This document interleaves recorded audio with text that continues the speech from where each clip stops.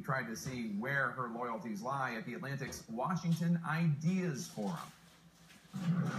You were one of many female Democratic senators to sign a letter a few years ago urging Secretary Clinton to run. Should that be seen as an endorsement in itself? No, she's running along with other people, and they're getting their ideas out there, and I think that's what should happen during this part of the season. So you just wanted her to run? Well, I want everyone who wants to run for president to get out there, put their ideas out there, talk about their ideas with the American people. That's how it should be. That's how democracy is supposed to work. I think that you and Bernie Sanders align fairly closely on all the major issues. When you decide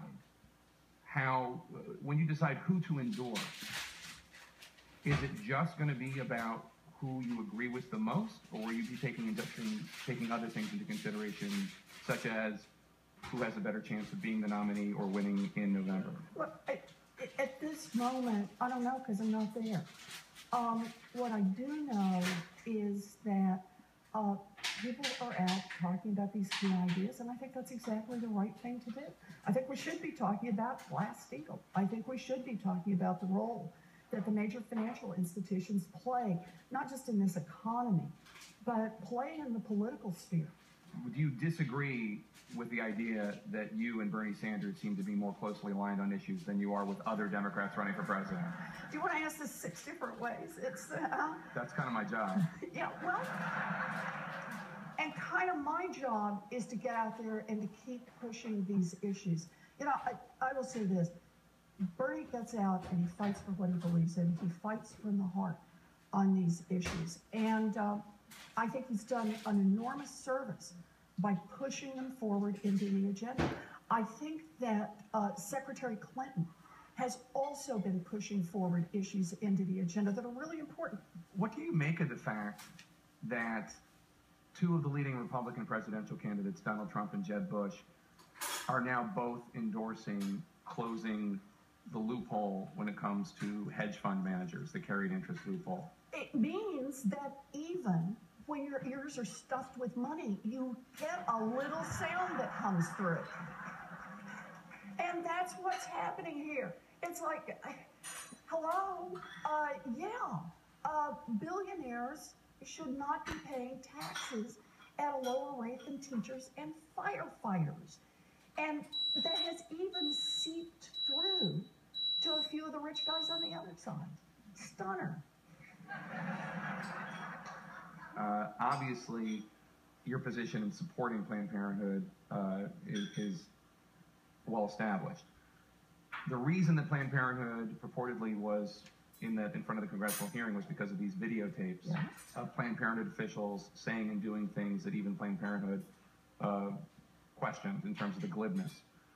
Is there nothing on the videotapes that you saw that bothers you at all? Look, let's remember what we were debating on the floor of the United States Senate, and that was defunding Planned Parenthood.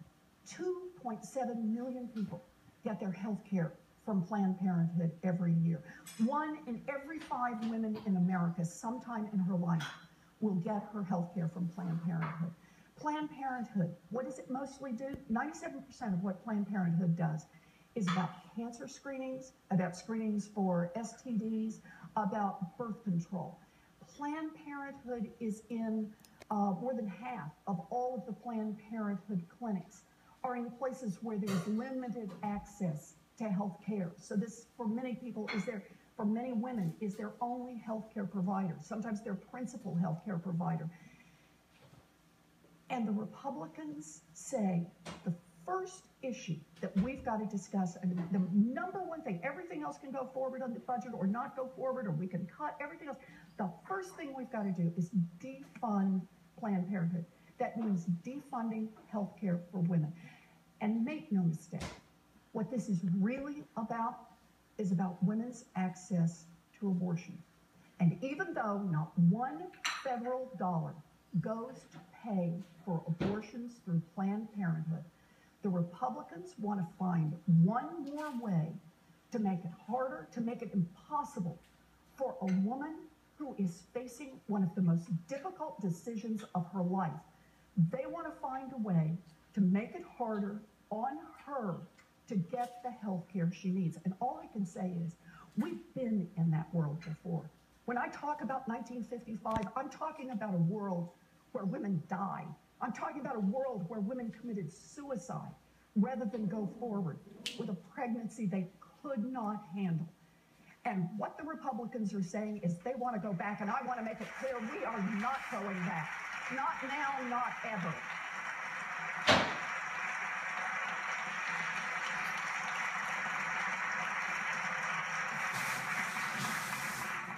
It's too bad they're not doing a straw poll here. Yeah. I'm going to tell you something. We are doing a straw poll. It's called the 2016 elections.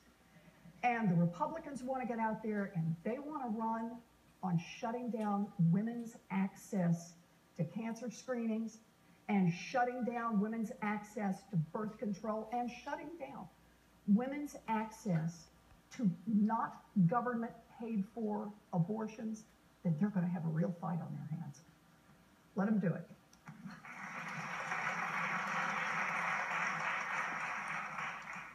You've been a longtime advocate for financial reform, and in the past, there have been words between you and then Senator Joe Biden. Mm-hmm.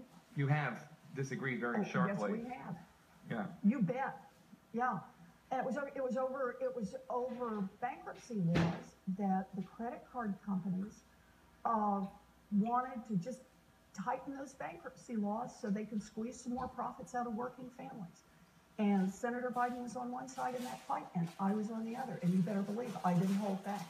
Are you still on opposite sides of those issues? On that issue, yeah. There is a move in Congress right now to replace the director of the Consumer Financial Protection Bureau with a five-person bipartisan panel. Yep. Some of the Democrats in the House that have expressed support for it say it will be a protection for if a Republican is ever in the White House. I'm sorry, not just some of the Democrats said that. That's what the president of the American Bankers Association came out and said yesterday. He said he's so worried about this consumer agency that has forced the largest financial institutions in this country to return more than $10 billion to families they cheated. He is so worried about keeping that agency up and strong that he wants to make sure there is a five-person commission like there is over at the SEC, because that's really going to keep the CFPB strong. You don't buy it? Do I look dumb? The answer, of course, no.